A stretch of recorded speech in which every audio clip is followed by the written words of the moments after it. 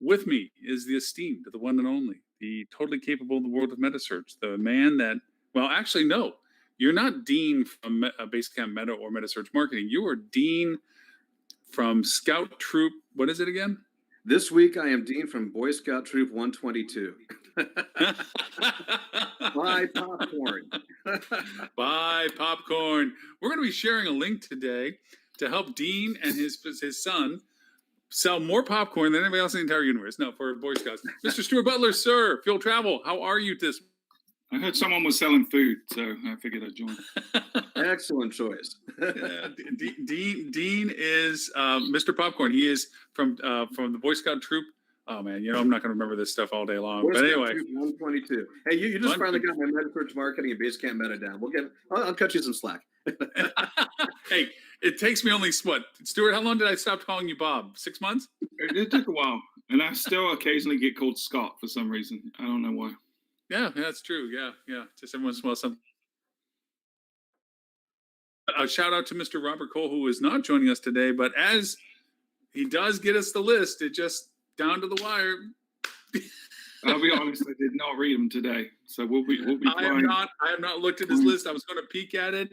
I had a couple of show and tell things I definitely wanted to bring into the conversation because I'm kind of in the middle of the dialogue about it, and I would definitely appreciate any advice or insights or whether you think it's poo-poo or not. But besides from that, let's see who else is sitting around. No, we got. Can I go out on a limb and make a prediction of what your idea is going to be? Yeah, what do you think my idea is going to be? I think it's going to be super fringy, really brilliant, but only Lauren could execute it. And no, you know what? I think this might be a little bit more mainstream, slightly closer to center. Okay. And that is CCTV, CTV, excuse me, and the use of more affordably than they have been in times past, where for me being a cord cutter at home, TV wise, AT&T TV Now, Sling, all this stuff. Oh my God! Look at the man with the beard, Griffin. Hey, You look like a mountain man, dude. That Colorado life. Griffin, do you know Dean? I'm sorry, since all this time has gone on, I don't know whether you know Dean Schmidt.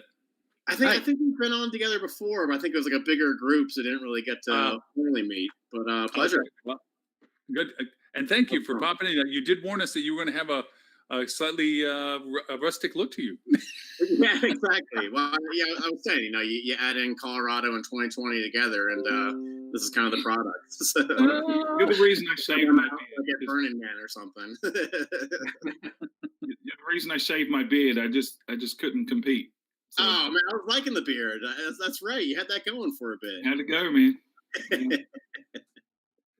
Should be working right. I'm back in the chat room.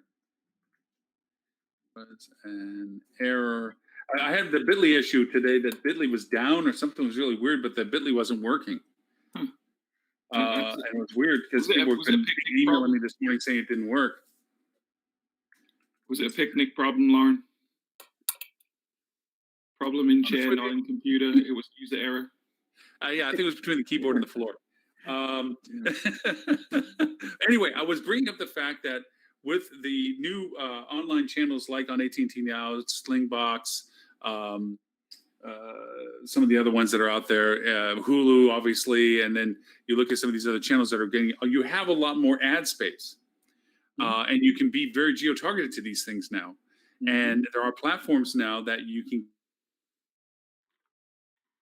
as a beta rolling right now, that you can get into it. And you can be very targeted demographically by show type, obviously, and time of day, and also the geography and so forth. And so I'm trying to develop a program. Some places are still really pricey, like they're wanting 13, 15, 18,000 to get in. But they're giving you prime slots and high frequency usage. And it's, for 13,000, if you're getting a potential 7 or 8 to 1, okay, maybe that ain't a bad world. But anyway, I just would love your thoughts as to whether that's crazy talk right now. We should let it settle down to something different or what? Well, I stand corrected, Lauren. It's not a crazy idea for once. I impressed Stuart? Holy shit. I I think we've all got to adjust, right? I mean, I don't think many individual properties have really been on, in the TV advertising for a while. I think it's something that's kind of decreased in value, increased in price over the years. And I have an inside kind of knowledge of that industry. I don't know if everyone knows this or not, but Fuel's sister company, who I manage as well, it runs cable advertising for a local telephone co-op. So it's been really interesting. When I started with the company almost 20 years ago, the owners at that point were saying, I don't think we got many more years left of running TV ads. I think it's a dying industry, and this internet thing's going to sure replace it. And 5 years after that, they said the same, and 5 years after that, they said the same. And 2019 was the most revenue we've ever gotten from TV advertising. 2020 is going to beat 2019. So it's not something that's gone away, but I would say that viewership has decreased, right? So where have people gone? Where is media consumption? Obviously, it's digital TV. And the beauty of that is twofold. One, to Lauren's point, you can really get targeted. You can not just target based on show, but you can target based on individuals' interest as well.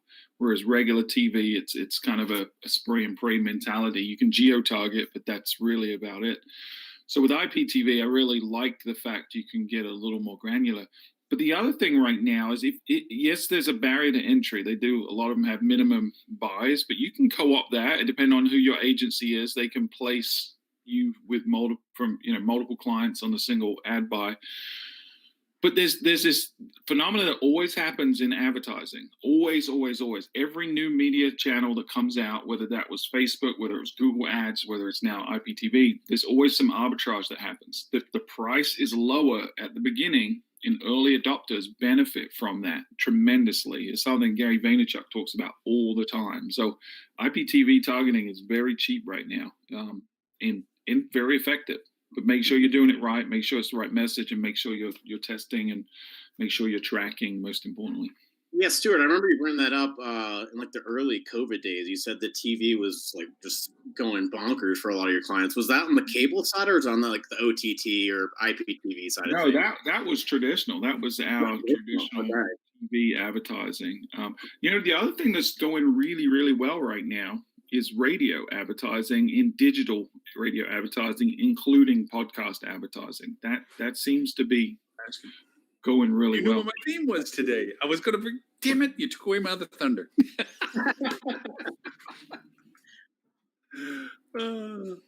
Sorry, but yeah, no, I agree with you on that. But here's my entrance barrier with the videography is a lot of hotels are just not built with the collateral, the content to do this.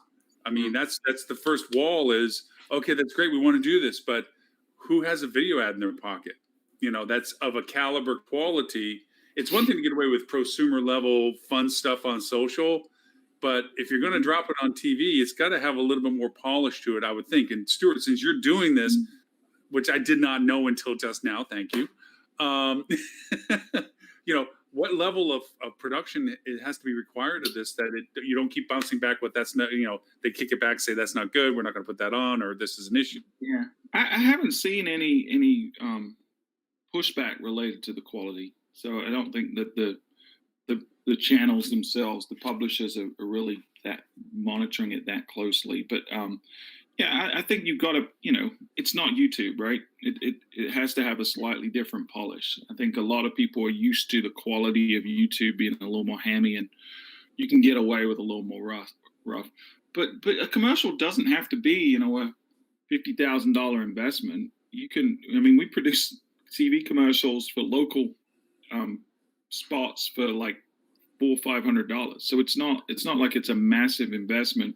And one of the things you can do is leverage other assets you already have and B-roll that might exist at your DMO level. The DMOs in your area likely have a lot of B-roll footage of your area that they will give you for free if you're a member. So you can leverage B-roll, put in some stills, moving some stills of the if you've already got some great photography, and just you can get a voiceover done for $50. So It doesn't have to be a big production.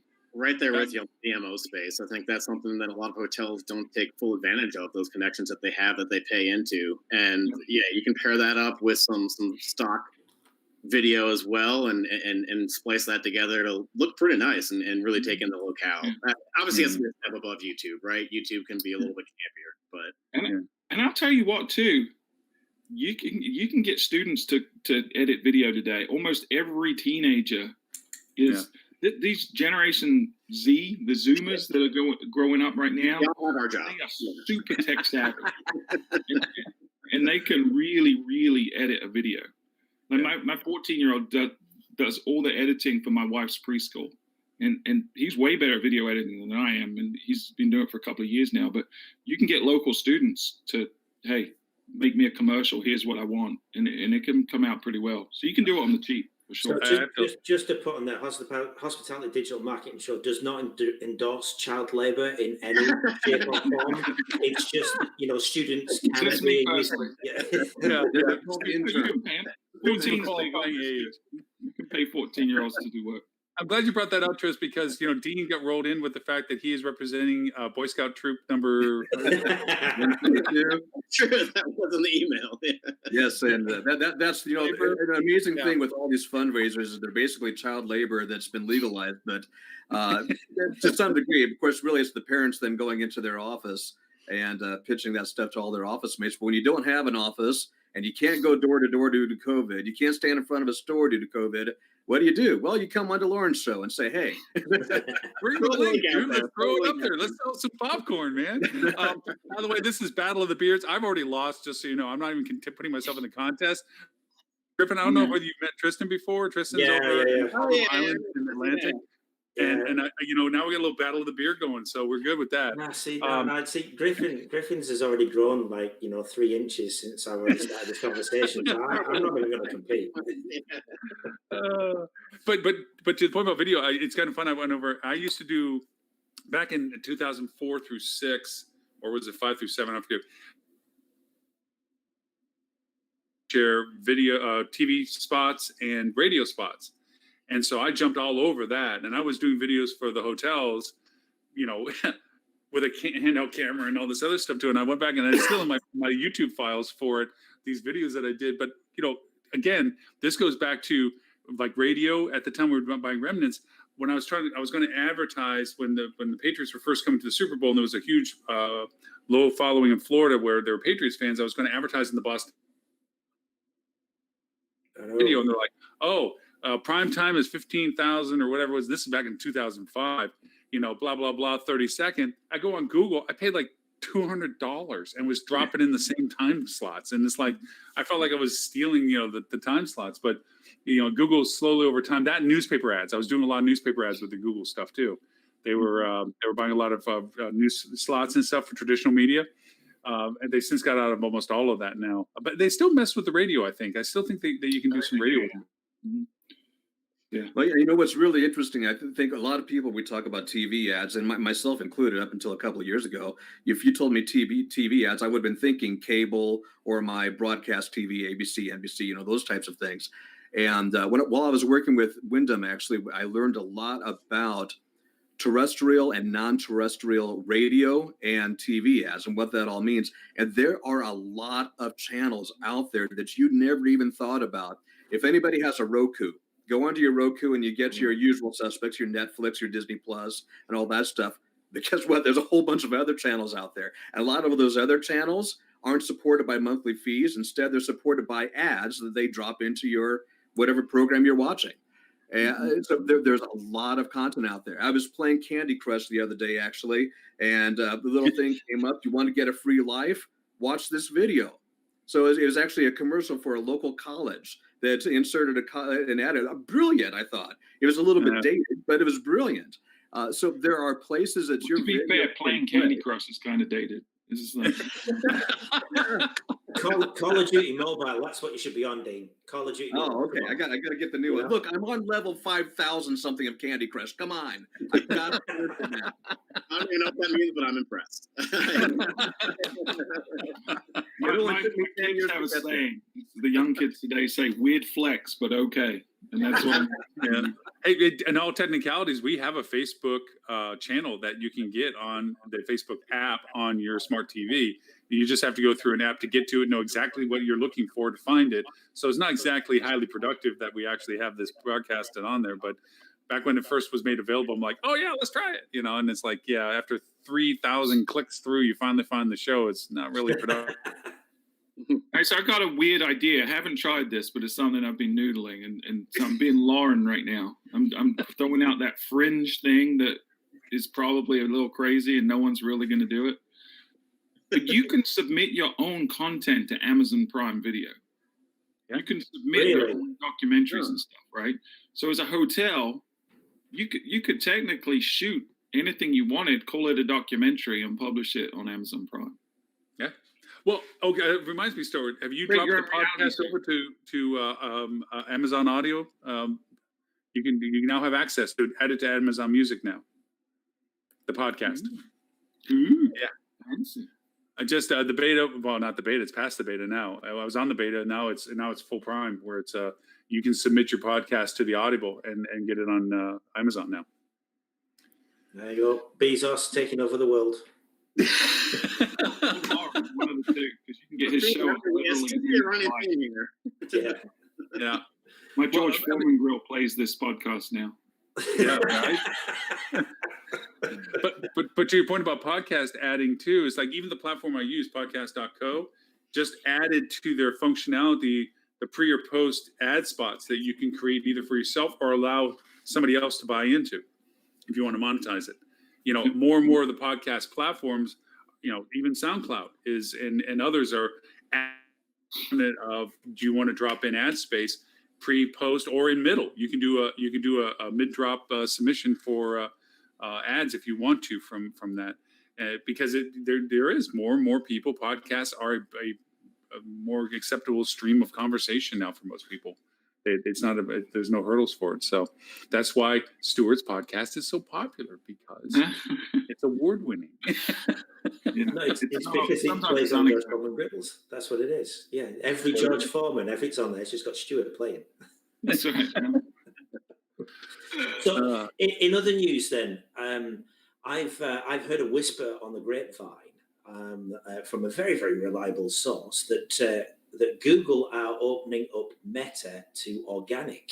It's in beta right now. Oh, careful. Yeah, I know. It's on again, it's off again. It's on again, it's off again. But I've actually had the screenshot sent to me. I don't have a great deal of information on it, but I believe that Google are going to be opening up the beta, which kind of makes sense because they've been playing around with Meta quite a bit during COVID, offering the commission and the different booking models and opening that up to everybody other than just Marriott. So now opening up an organic, I still don't have enough details on what it's going to look like and how that's going to work and whether organic's going to show above the, like the fold where you've got to click the button and drop it down, or whether you've got to drop it down and it's all the way at the bottom. Who knows? But I just thought I'd bring that one up for my show and tell and get that in there early because it could be interesting.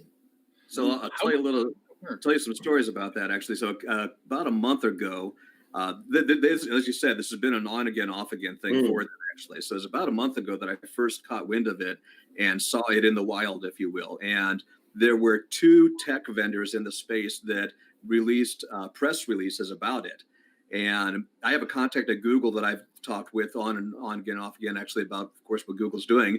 And before I saw that release, I had gone to him and said, hey, I've heard rumors of this happening. And he was like, yeah, no such thing. It's not happening. It's kind of like the first rule of Fight Club. There was no Fight Club. And so then all of a sudden these press releases came out with images and everything. And I forwarded one to him and I said, hey, what's this? This is what I was talking about. And he's like, oh, no, that doesn't exist. And the next day, both of those press releases had to be retracted. Well, I shouldn't say retracted, had to be removed from both of those tech vendors that have published them. They're not there anymore. They got taken down. Since then, if you, particularly in Europe, your neck of the woods there, Tristan, is that you've seen it pop up a couple of times now and again. And so I think they're dabbling with it. And certainly an advantage. I think it's really advantageous to smaller hotels. Oh, yeah. Ones that don't have a marketing budget, PPC. all they've got to do is get connectivity. And there's ways of doing that. If you're not familiar with that, reach out to me. I'll talk more about that. But they don't have to have a marketing budget. Now, is a Marriott hotel in New York City going to get that organic listing in the top spot? No, no chance, because that's paid territory, right? And there's no way Google's going to let that infringe on there. But if you didn't have something in there competing for that PPC, yeah, sure, why not? That just helps Google. Well, we've seen some really cool results with like rebrands or brand new hotels that are opening up when they've not gone out and put their inventory on Booking or Expedia, and literally they're the only one on Meta. Oh yeah. So the returns is it's like shooting fish in a barrel with dynamite. It's just ridiculous, the returns, because you've got no competition in an auction. All right, I'm going to bid. I'm going to bid $1, but I ain't going to pay it because there's no one else bidding against me. It's amazing. Imagine then if you're doing that, you now won't even need to pay for it, because you could just go for the organic stuff. If there's nobody else in the auction, it's absolutely fantastic.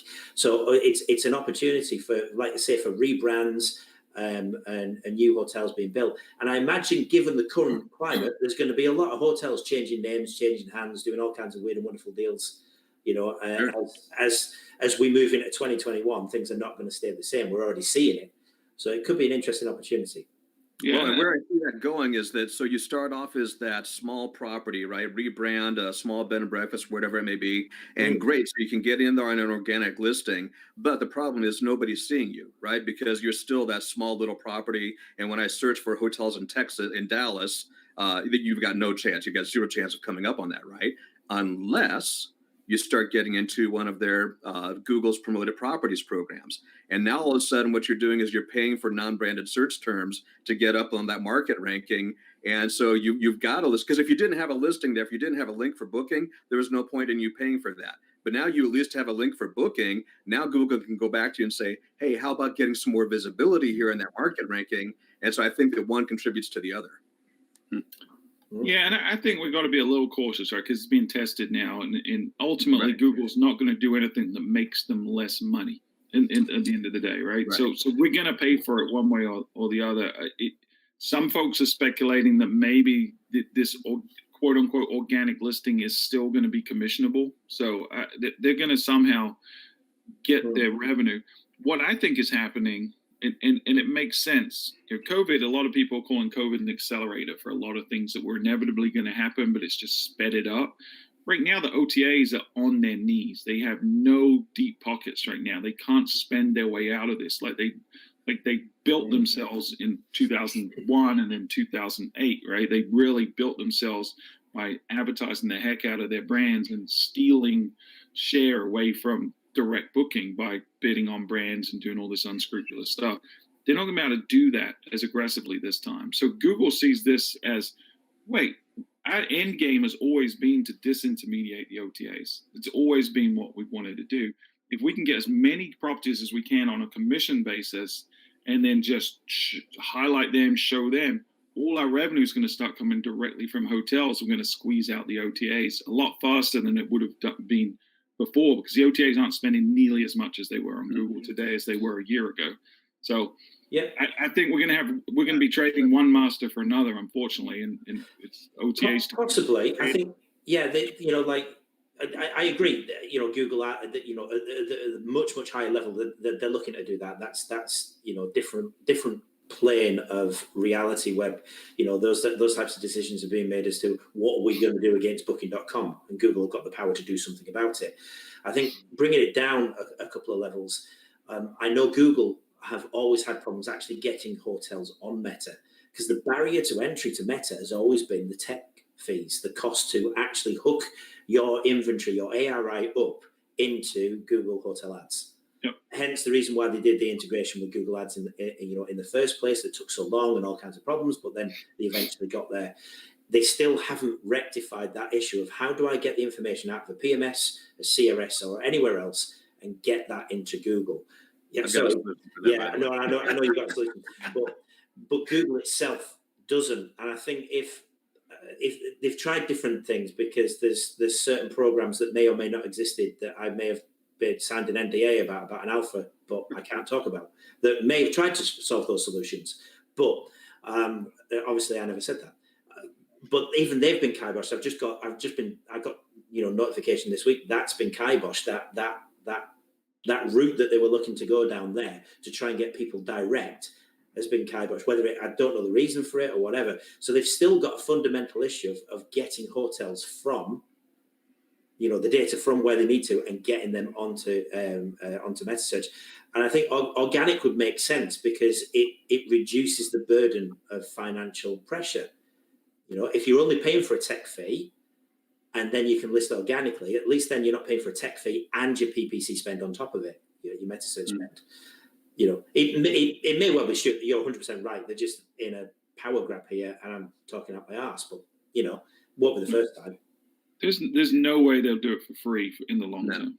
No, you're right. You're right. They won't, and it may well be that this is the way to get them all up in there, grab market share, and then slowly keep turning the CPCs up every. Google is year. the biggest threat to this industry, but I don't think people realize it. Something I talked about it. Navigate right before the COVID pandemic hit, and then that was what everyone's focused on. But once we're through this pandemic, Google is going to come out much, much stronger than they were in 2019. We're all going to wake up one day and be like, oh, crap. I went from having a duopoly to a monopoly in terms of or I guess a monopsony to a duopsony. I don't even know if that's a word. You're just making words up. No, monopsony is when they like they control the supply, right? Is that a South African word or a? The more you know, star is coming over my head right now. Regardless, we're going to trade 2 massive OTAs for 1 massive Google. And I for one welcome our Google overlords if they're listening to us. The difference there, though, is that the OTAs are all about booking through the OTAs. They don't give a crap about your brand. They care about the OTA. Google, at the very least, don't misunderstand it. Google cares about Google, but Google at least is going to drive traffic to your website as opposed to going somewhere else. But they might charge you a little more for it. Who knows? They might. Eventually. Yeah. Once they have complete control, Yeah, they're going to control the pricing, and we're all going to be beholden to their whim. Sure, there's a Godfather quote coming out at some point about that as well. You come to me on the day of my daughter's wedding. But look, Google has to find new ways to capture new business, right? Because they've already got all the Marriotts, the Hiltons, the Wyndhams, all the big brands that they're locked in step, and they got programs they're running. So of course you want to grow that business, but with COVID, you're certainly not growing that. If anything, it's going the other direction. So where do you find new business from? Well, you've got to figure out how to work with these small players out there, down to that 10-room bed and breakfast. And Lauren, actually everybody on this call, we've talked about how I'm very passionate about getting those connected into Google Meta. And there are challenges to it, connectivity, the technology being one of it, but the marketing budget being in the campaign optimization being the other part of it. So if they can eliminate that part of the equation, now you can just put that money somewhere else. And believe me, Google will give you other places to spend it. That's a question. With high tech virtual coming up, and I know, Stuart, you're already participating into that. Griffin, are you guys going that way? Are you staying out of high tech this year? What are you guys planning on doing? Yeah, we'll probably attend, but I mean, no kind of involvement or anything. Okay. Yeah. Because it brings up a fundamental question. What you're talking about, Dean, what we're talking about in general, the technology landscape, what COVID has done, as you said, is an accelerant to a process that probably would have taken a span of years for us to realize we had to make these changes.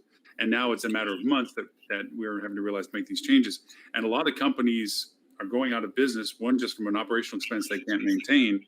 And from the second side of things, they're not investing in technology, but that literally is the turning of the coin right now, where these hotels have to evolve their technology presence or technology connectivity to fundamentally continue to do business on the new ways that it's being presented. Yeah. Can I make a shameless plug for high tech? Yeah. So yeah, we toyed with the idea of whether or not to be an exhibitor this year or not. We don't really feel like it was going to be a lot of excitement for it. Not a lot of people have budgets, but I'd say our position has evolved as we've talked to a lot of folks and seen some data. So the conversations I'm having, there's a lot of people that have never been to a high tech before because of the logistics and the expense of attending, right? It's flights and hotels and stuff. So a lot of smaller properties that typically are boxed out of high tech are actually going to attend this year to see what all the fuss is about and really talk to some vendors that they don't usually talk to. But we as an exhibitor, we can give out free show passes to a database of people as long as they're hotels, right? So none of you guys get a free pass, unfortunately. But any hotels that want to attend, we can give out free tickets. And so we sent an email to our database earlier in the week, and it's the most engaged email we've ever sent. We had so many people requesting the free tickets. So, is that because it had the word free in it? Probably, but no, there was just a genuine demand for it. So if anyone listening is a hotelier and not a vendor that wants to get free show tickets to high tech, you just go to fueltravel.com/hightech, and that'll redirect you to a form that you can fill out and get free tickets. Again, it doesn't work for suppliers, so you guys are out of luck. But if you're a hotelier and you want to go to high tech and you don't want to spend any money going, fueltravel.com. Good news we all like to hear. High tech. I can see free tickets coming to Hotel Tristan Hayward. Don't stay there. The service is terrible. Wait, what about Twist? What about Twist? You broke up. What about what? You run out of a small little back part of the house. What about that, Twist? But it's the hotel is just over there. It's in the next room. Yeah. It's fine. It's more of an Airbnb than an actual hotel, but close enough. Yeah.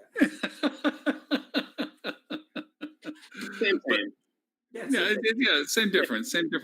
But to your point, I mean, I'll be very fascinated to find out from what high tech is doing, sure, when you're there, as to how much gets presented into the new world order of stuff. I mean, people are becoming more educated, thanks to people like Dean and so forth, about what metasearch technology is needed and what needs to be facilitated.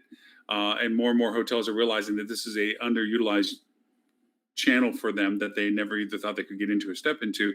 But there's others too that they're also waking up to that, and this is up from brand hotels, but more specifically independents. Their CRM, their actual databases. I'm proud to say that a lot of hotels are realizing the true value proposition of all that information that they never truly, I wouldn't say exploited, but utilized to a better potential than they've had up until this point, because they realized not the futility, but sometimes the high spend to be in the space for PPC, to be in the space for paid social, and they're really just a core business of people that have already touched their product and can be identified in a better way. So, yeah, I don't know about you guys if you're seeing this, but our clients that are really heavily utilizing their CRM this year, their own database, are getting phenomenal results. We've had a few people do like preview sales for their Black Friday deals or stuff like that because everyone's starting it earlier this year. But we had a property. It's about a 400 unit property beach destination. That it's the first time we've ever broken $100,000 in revenue from a single email this year. Wow!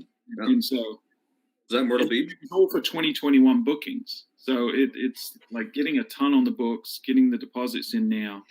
People are really ready to travel when they can. What's the cancellation policy like on that, given the current COVID situation? Yeah, I mean, most of them are pretty lax. So these guys that have up to, I think it's 48 hours, no hassle cancellation. So they'll probably see some attrition, but a lot of these bookings are for June, July of next year, and very good, very good rate. You bring up a good point that I threw into the topic of, or the title of today's show to some degree, and that is second wave and adaptive changes and so forth, because we are going through the second or third wave. Tris, you guys are getting hit hard. We're getting hit hard again, and it's not just this city here or this region here. It's going back up everywhere again. You didn't hear the president say that the coronavirus is over, the pandemic. Oh yeah, well, and he's immune, and we shouldn't be worried about that. And it's all good. It's all good. He's immune from a lot of things. Is that man? The truth being one of them. But anyway. Yeah. Let's all go to the Ukraine. At least that we know where the news is coming from. But the idea of it is that what you just said happening in our society right now. People that may have been considering a holiday travel, Yeah. now what? I mean, are they reconsidering it? We're being told in regular media that it's not so much big gatherings, which are bad enough, but now going up to grandpa's house is not a good deal because grandpa may have been hanging around some other people or whatever. I don't know. I mean, So well, that's been a problem for a long time, but yeah. Grandpa's special. Reality and perception, though, right? And just seeing the vast difference between the U.S. and the U.K. and the amount of people that are willing to take a holiday vacation. I think U.S. the last poll I saw was, a significant poll was like 78% of people were willing to travel for vacation, whereas in the UK it was like 1 in 10. So maybe we find a happier medium between reality and perception too, but we do have to consider the fact that what we're being told in the US is very different. And well, I think the data points, you need to be careful how you compare those, because I think the 1 in 10 UK was a trip abroad, a vacation abroad, because most Brits travel to France or Spain, or Florida, right? So I think the 1 in 10 was that. But you're right that Americans, on our last sentiment study, it was like 85% of people said that they would consider a trip in the next 12 months, and nothing was stopping them from traveling. But we also see in the US that 53% of people have already traveled since March 15th, which blows my mind. But I would assume everyone on this is, at least the majority of people on this dais have all traveled. I know I have. Lauren has. Sure, and we all saw that stat this week, right? That was showing how few people have been infected from flights. I don't want, I like having the news out there. I like amping up travel where we can, but at the same time, I want to see who paid for that study. And I was just going to say, was that who paid for that study? Because that's the first thing I thought. That's a bit surprising. Yeah. It doesn't sound. As much as I really want air travel to come Me back. too. Totally, because it will impact me personally. But to Stuart's point, you were saying there about the people traveling in the UK. We are seeing a lot of staycation travel. Certainly, because I stay in I think it's like the second largest tourist destination in the UK, up here in the Lake District outside of London, and you can't go into the lakes for falling over just tourists. It's just I stay weekends. I just stay away. Just won't go anywhere near it. Mainly because I don't like people. No, I'm joking. So we're not working hospitality. Right. I work on the tech side. Keep me in a dark room, I'm fine. No, but similarly, we've got hotels that we manage marketing over in the US. We've got them managed in the UK, and it's interesting because we can see different trends. So, like the US has been slowly going up and up and up, and we're now at the point where we're over 50% occupancy level for the first time, or only the second time in however long. The UK, since the new notifications, we've just been on a bit of a nosedive here. We've got one property where as soon as there was any kind of thought or hint that they're going to potentially bring further lockdown in, the cancellation rate just went up. You could just see people like, well, I can't travel. We also work with a car rental company, a global car rental company, and it's slightly not hospitality, but it's close enough to see, and we can see the same there because there's different countries. You can see what's going on. America's still going really well with car rentals, especially in Florida and places like this. The UK, we can't give it away. Honestly, we can't give the vehicles away because what's the point? No one's gonna commit. And earlier in the summer, we were seeing that car rentals were actually going up. The UK was the second highest behind like France. In Europe, I think, but that was because we were coming out of the lockdowns and everyone's like, well, I'm not flying abroad. My old banger outside, is going to fall apart. The car's going to fall apart. I'll go and hire a car and I'll go to the other side of the country. That's our assumption of what was happening there. Right. So we see that, but as soon as the restrictions start to come in, it's like ROAS it's like nosedived. But this doesn't affect the drive-by.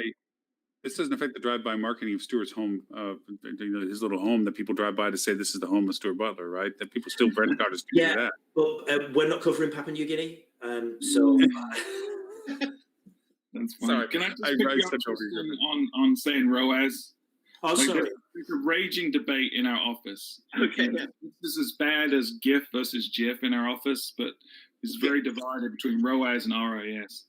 Definitely ROAS. It's just quicker to say. ROAS, yeah. I'm all about the efficiency. I say ROAS. So I do too. We're split. I say ROAS. I say ROAS. And the creator of GIF, I say GIF, even came out and said that it is GIF, but it's GIF. He's wrong. I always say GIF file. Yeah, I always did GIF file. Yeah. Next, you're going to ask me whether it's meme or Mimi. I mean, come on, seriously. Purple? Is the dress purple or is it black? So I'm going with Mimi. I've never heard of it. So the thing for Mimi is the thing for me with ROAS is not so much the pronunciation. Is it ROAS or is it return on investment or ROI, which are two ROI, they're two very different metrics. Right.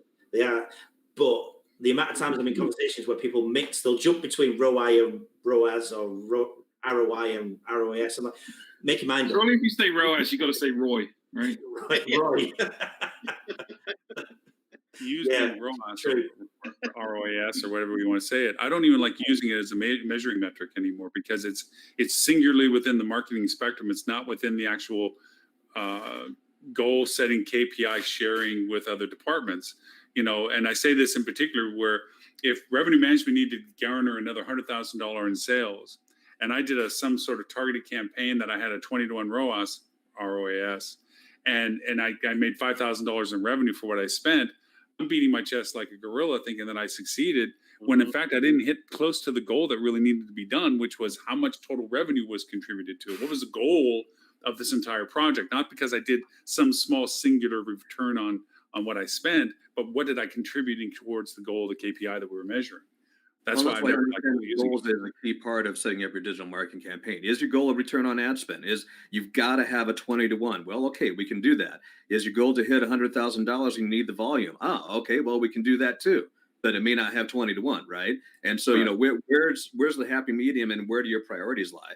And where can you decide for the BS and attribution models too? Oh no! Don't mention attribution there. Don't set them off. You set scored off. I was waiting for someone to mention it. You brought up politics, and I brought up attribution. All right, the two things that bring up at the dinner table. Don't bring it up during Thanksgiving. You know how Grandpa is. Politics, religion, and attribution models. Yes. Do not bring it up when Stuart's around. I'd even say politics and religion were on the table. Sure.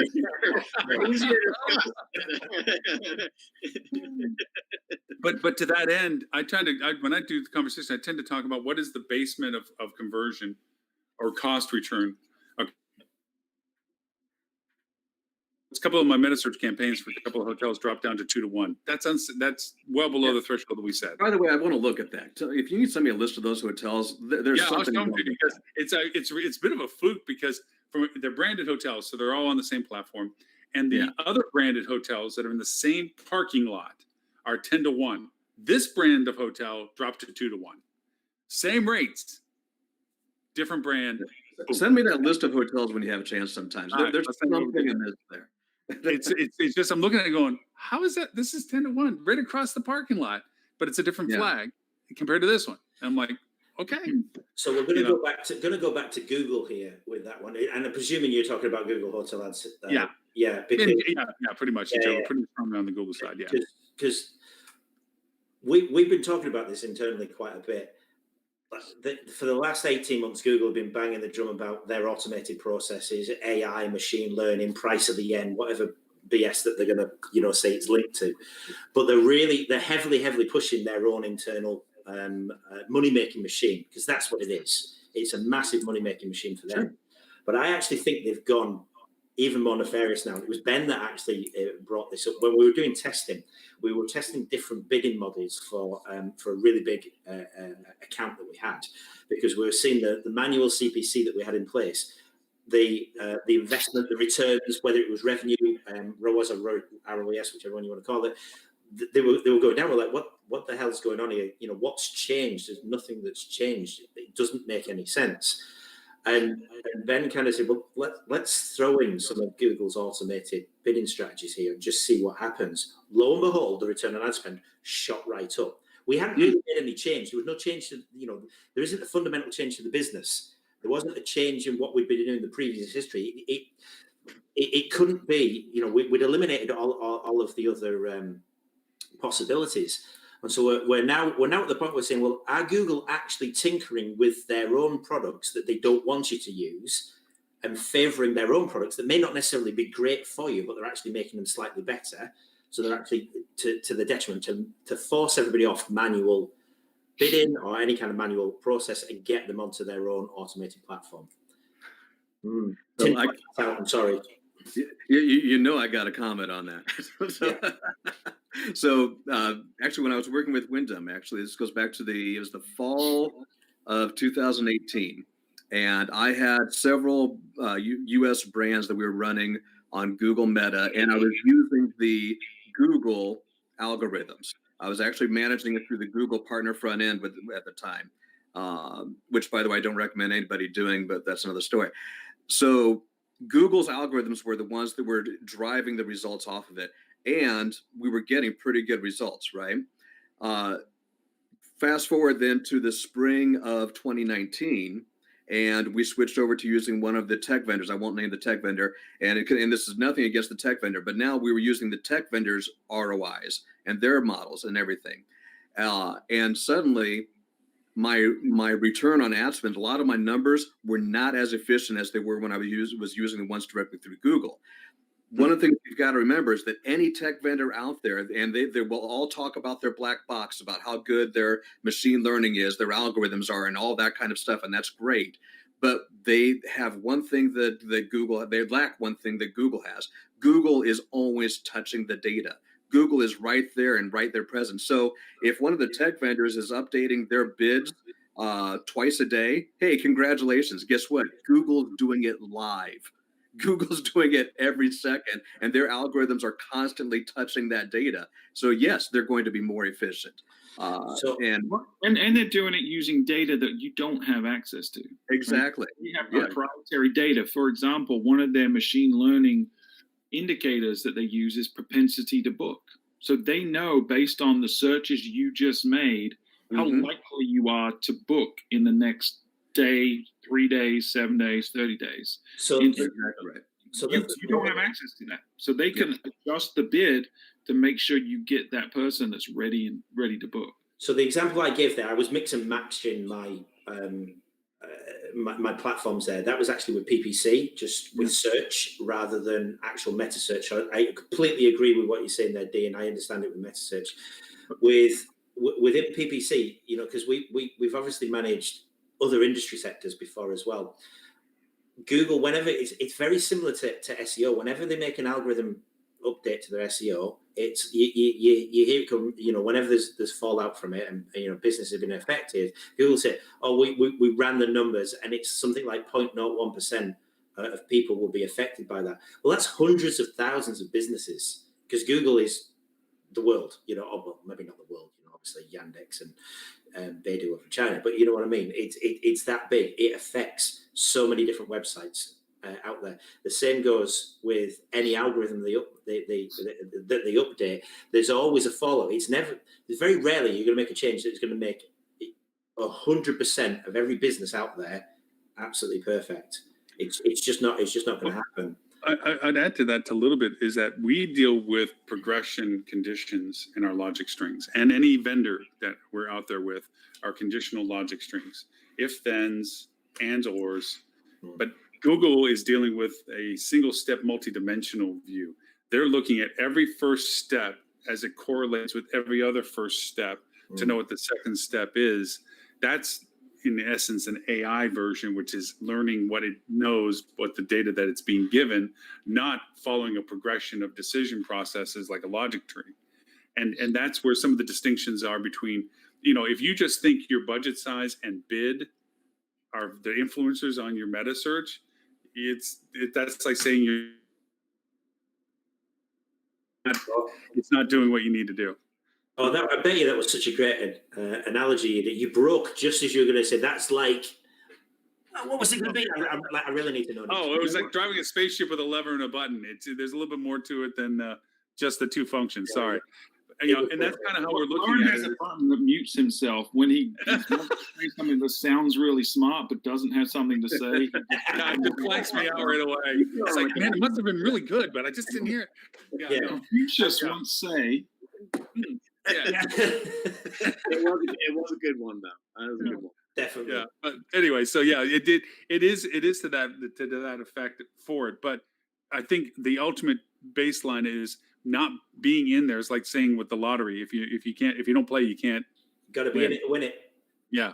Yeah. So Now, I just need to point out that obviously I've just criticized Google. I take it all back because again they're probably listening, and I for one welcome our Google overlay. By the way, you might want to clarify also not ruling the world, For a while. it's ruling the universe, Chris, The not universe. the world, the universe. Yeah.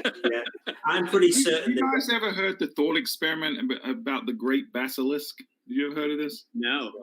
No. So this is a genuine disclaimer. If you're easily scared by stuff, like this is knowledge that you having could literally mess with your head. So I'm serious. In all seriousness, just now. Just stop. if psychology can really mess with you, turn this off for the next couple of minutes. So the theory is, the Great Basilisk is that at some point in the future, an AI is going to be created, right? That is so powerful and knows everything, and that we as humans are going to be enslaved by this AI. And everything we do has to be to serve the great AI, the Great Basilisk, right?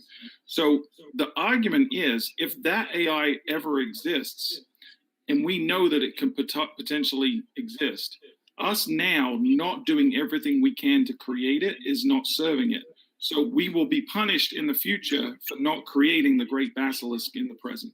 So the fact that the Great Basilisk could exist and you're not doing everything to create it, you could be damned to all eternity by the great AI that is going to happen. So what you're saying is the AI is pissed at us because we're slackers. They're going to come on Let's not future get theology into this, but maybe there already is a bass this week. Anyway, just It's what's called a knowledge hazard. By knowing it, it could create turmoil within you. So yeah, I guess I am definitely a hazard with knowledge. So yeah, there you go. I did have I did for other show and tell, not that I have to do it at this moment, unless somebody else has something immediate to it. And we also have Robert's list that we have now. None of us have looked at because he dumped it on 9 minutes before the show started.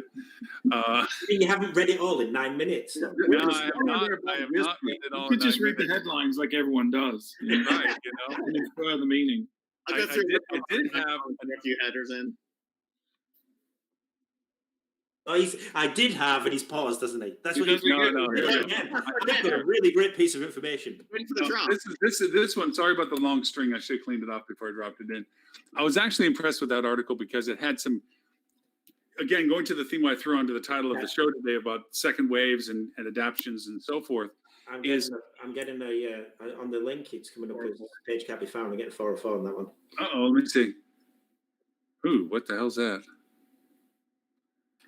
Where'd it go? AI overlords. Get rid of the percentage at the end. Oh, yeah. There it goes. Yeah, sorry. Anything from the percentage onwards, just get rid of. Yep. Sorry. Because it broke. It's some neat ways that hotels have been doing creative things, that they're finding like water through stone, ways to get somewhere with some of this stuff.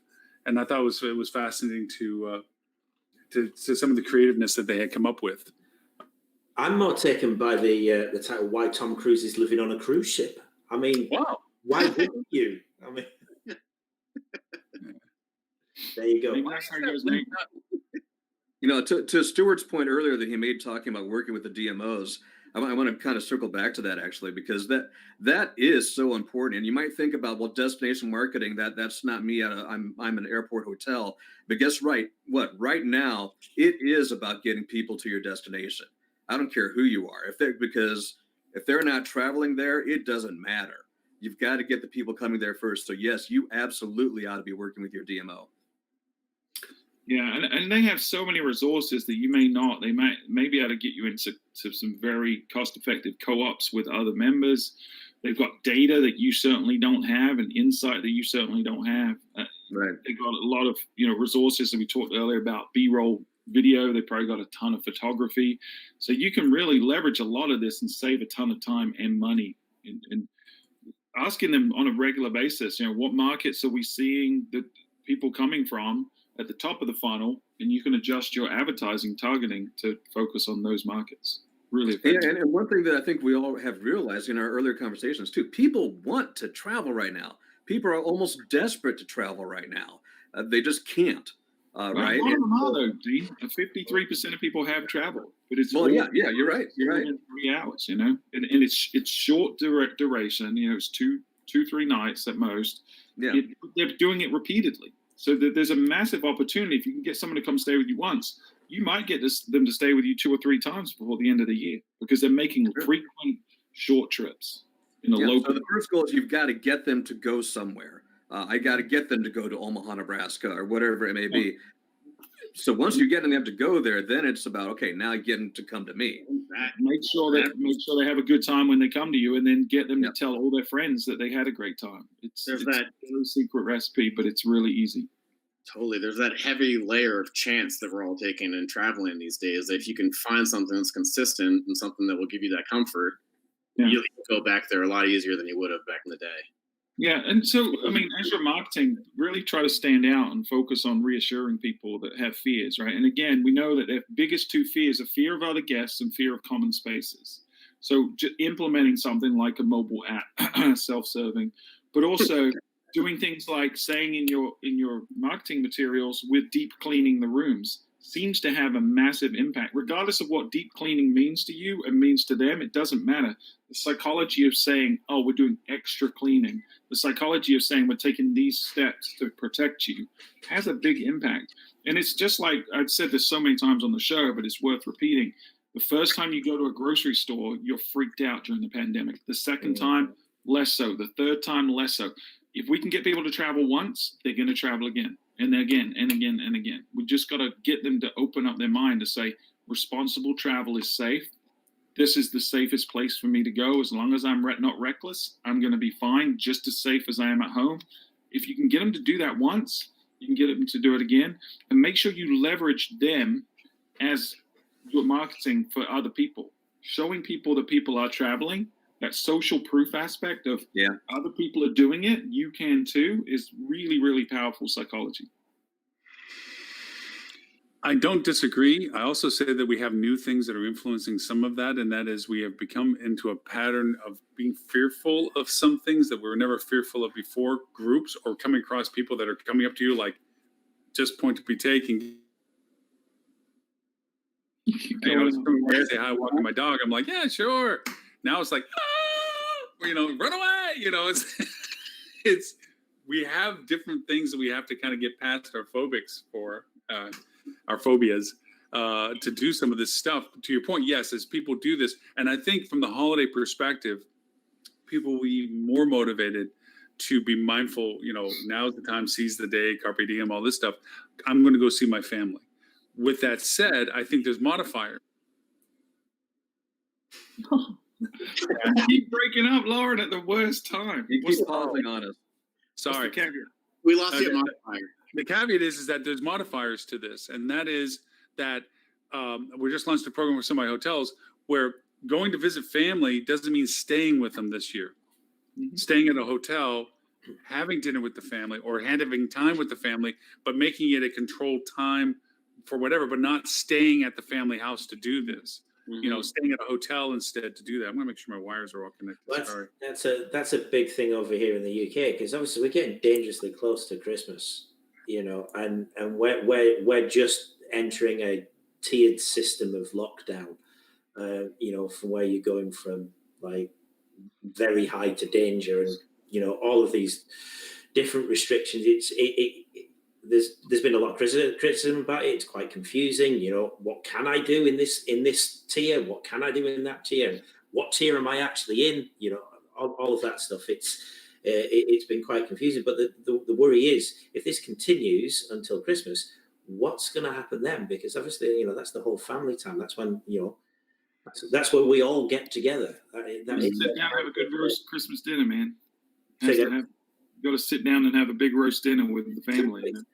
Yeah, completely. I had that conversation with my wife today. Are we going to have, her parents up and mine, and are they all going to come here? We're going to have extended family coming as well on top of that. Boxing Day, we go to another family members, and I have a second Christmas dinner, which is fantastic, because I get 2 Christmases. Woo! But now, it's like, can we even plan for it? What side turkey do we buy? it's crazy as that. Yeah.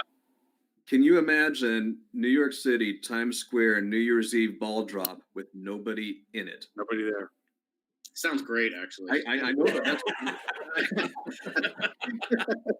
Yeah, that's actually where I want to be. Yeah. But they're canceling the event. Right now, they are not having or planning for a New Year's Eve event down in Times Square. Not one that can be have an audience. They might have entertainment that they broadcast for drop. Yeah, and they'll still do the functionality, but they're not going to have the crowd that they had before. Yeah. But this adds, from an impact to us, it adds effects to things like one thing that we're also considering for hotels that are by shopping places or in metros, and we're marketing to a rural community, is it's already being discussed that the burden of online purchases are going to be bigger than they ever have been. More people are going to be doing it. Like they said, 57% of more people are going to be buying online than they would be. There's no Black Friday rush through the door. And the idea is that it's better to purchase and pick it up than it is to buy it and wait for it to be delivered, because there may be logistics issues as to the timeliness of this. They're saying don't wait, buy now, whatever. But we have put packages together that are featuring order your stuff at stores that are by us, and then come and stay and go get all this. No, that's pretty smart. Little things like that. It's not going to solve the world. It's not going to fill you up over days. It's just going to give you some business. Yeah, the other thing I'd say about it's just Cyber Monday in general this year, because you're right. I think it's going to shift more to cyber. A lot of retail stores have already said they're not doing in-store Black Friday deals. It's only online. I think Walmart are even saying that, which is crazy. They're going to do all November. There's going to be, they even have a name for it, like such and such days or whatever. Right. So that's the thing. Right? This year they're all starting earlier. So you can't wait. Like if you've done cyber deals every year for the last 5 years, like a lot of hotels have, and they work phenomenally. If you're not doing it, you absolutely should. But if you wait and try to deploy the same approach that you took last year, it's not going to work, because so many people are going to get out. We actually, the next episode of our podcast that we recorded yesterday will probably go live this afternoon, is all about how to tackle Cyber Monday and what to do this year that's differently than in previous years, and how to maximize your opportunity. But because people are so primed to travel, and I'm going to use the phrase that Ben's not here to say it, but he would say revenge travel. So many people want to travel and want to get it on the books and look forward to it. Cyber Monday is going to be bonkers this year. It's banana and bonkers. That's a good word. I use bonkers a lot. I like that word. Yeah. Well, I agree with you. Walmart is not allowing in person for Black Friday this year. They're not doing one big event, right? They're doing lots of little things. Every week they're doing a series of sales. I'm surprised they got into healthcare. I'm surprised they aren't just opening that up to go bananas. Well, and this opens up a whole new world of targeting as well. Is you can begin to target people that follow or work with the delivery portions of Walmart, Target, Best Buy. You can. The thing that comes away from not shopping, and that is you don't get to browse. I know that from we do the pickup delivery services at Walmart, they throw in so much stuff now, samples of stuff, because I'm not browsing the store anymore. I'm pulling up, popping the trunk, waiting for them to throw the bags in, and I'm out of there. I'm so glad I'm not browsing. There's no benefit comes from browsing. You just spend more money than you planned on spending. No benefit to you. No. For the store, though, it's a lot of benefit. From a grocery perspective, I'm a cabinet cooker when it comes to this. I'll go through the aisles of groceries and I'm grabbing some. My wife's like, "Well, why do you need that?" I don't know. I just don't have it. But then when I go to cook, Yeah, no, it's the same. You never, ever, ever go shopping at Walmart or anywhere like that when you're hungry. It's the Oh, gosh, worst no. thing you can possibly do. I did it the other day. Spent so much money. Yeah, threw half of it away. Because Oh, that's ridiculous. Yeah. short produce dates. It's like, oh, what are you doing? Yeah, wife's going to kill me. Yeah. But it's true. Kiwis were on sale. I needed 24 kiwis. I'm going to eat those in a week, right? Everybody loves kiwi. Come on. You need a kilo of avocados. I mean, come on, it's a kilo. It's on sale. Yeah, don't get me started on Costco. I leave always going, how the hell did I spend that much money? Right. Yeah. Why am I looking at 3 watches? Yeah. You can do online ordering at Costco now, Lauren, to avoid the impulse buys. Dude, when I used to show up at Costco cart to ride around and have me somebody follow me so they could just load the basket for me. It's like, welcome back. You can do store pickup like you do at Walmart now at Costco. It's great. Yes. But the idea is that from our perspective, if people are looking for gift buying, they're not browsing as much and they may not be thinking about gift ideas. We can interject ourselves in those conversations a little bit better now because we can target those people that are following these types of mediums and say, hey, look, we can gift for Uncle Fred here because you don't know exactly what he wants, but maybe he wants to go to our hotel, because of whatever, So you want to bring up gift cards, Lauren? You've had a lot of success with those in the past with some of your properties. Well, gift cards have been fun. Actually, a lot of fun. We're doing right now a campaign with one hotel that has been very successful where we're giving the 50% add-on value that you can either keep or give. It's being kept more than it's being given. But for every $50, they're getting 20. But honest to gosh, people are dropping $500,000-$800,000 on these things. You're cutting out again, Lauren. You're cutting out. It's like, I am going to tell you the meaning of life right now. And then I do not know what my dysfunction is today. I swear to God, nothing's changed on my technology. You know what I've realized though? Other than the odd time when he's about to say something really profound, 90% of the time you can miss 10 seconds in the middle of what Lauren's still pick up again. And pick it right back up. Okay, gift cards, we're offering 50% benefit, even as low as $50. So for $50, they get 25 free. They can keep it or give it. They're usually keeping it. There's no cap limit to it. And people are dropping $500 to $1,000 to buy these things because they're getting 50% extra by doing it. And it's all future tense stuff. There's a Cyber Monday offer for you. Gift cards. That'd be a good one. It'd be interesting because Stuart, you mentioned about how everything's going to Cyber Monday. I was actually searching for the what happened there? Oh, we lost Stuart. You pissed him off. I said his name, and I won't say what his name in case I. Beetlejuice. No, it's the other way around. I'm just killing him. It's gone. But to Stuart's point, where he was talking about Cyber Monday being bigger, I was actually looking for the article, and I just found it because it was only recently. Amazon Prime Day was it yesterday, the day before? I can't remember. They're saying that third-party sellers in the marketplace have increased by 60% from last year. 3.5 billion during this year's Prime Day. Fair enough, it's slightly longer than. And they didn't promote it as much this year, and it was later, right? So yeah. Cyber Monday's going to be bonkers. I'm telling you. I totally agree. I think Cyber Monday, if you get your offers right. And if you try something inventive and try something different, and the trick is it has to be an offer. It can't just be, I'll give you 5% off the stick. Right. It ain't going to work. It's got to be compelling. It's got to be. Yeah, you can do a value add, but it definitely has to be enticing. Whatever the offer is, yeah. I mean, by offer, I mean generic. You're absolutely right. Valued add, discount, whatever it needs to be. It just needs to be something in there that's going to say, if I don't book this now, am I going to lose out that FOMO?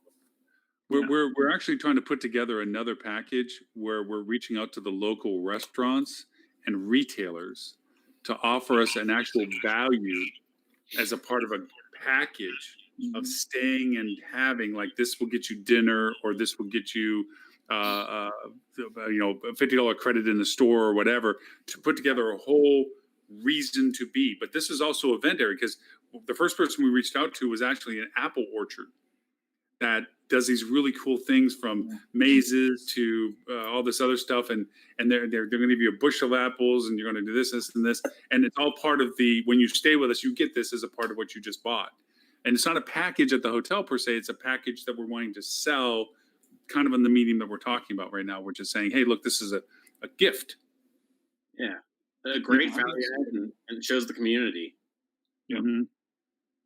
In regards to community, this is my segue. I got to leave this community for the day. That's the best I can do. The best I can do. But I'm not smooth. That was smooth. Well, you're choosing another community over this one. Yes. Are you going to another community? Should we be jealous? No, the community. This is the Gmail community. It's not that fun.